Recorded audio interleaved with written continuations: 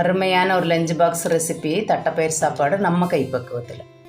குக்கரில் 3 ஸ்பூன் எண்ணெய் காஞ்சது, 1 ஸ்பூன் கடுகு, 1 ஸ்பூன் சோம்பு, கட் பண்ண சின்ன வெங்காயம், பச்சை மிளகாய், ஒரு கொத்து கருவேப்பிலை.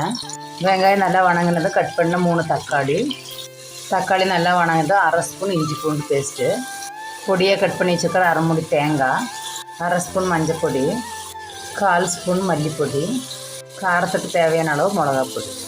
எல்லாம் நல்லா வணங்கினது ஊற வச்ச 100 கிராம் தட்டைப்பயிர், கைப்பிடி அளவு மல்லி இலை, ஊற வச்ச சாப்பாட்டு அரிசி சேர்த்துக்கலாம்.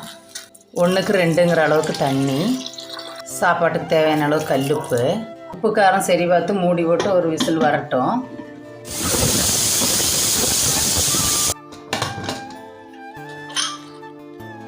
மணக்க ருசிக்க தட்டைப்பயிர் சாப்பாடு ரெடி ஆயிடுச்சு. வீடியோ பிடிச்சி லைக் பண்ணிட்டு சப்ஸ்கிரைப் பண்ணிடுங்க. நன்றி.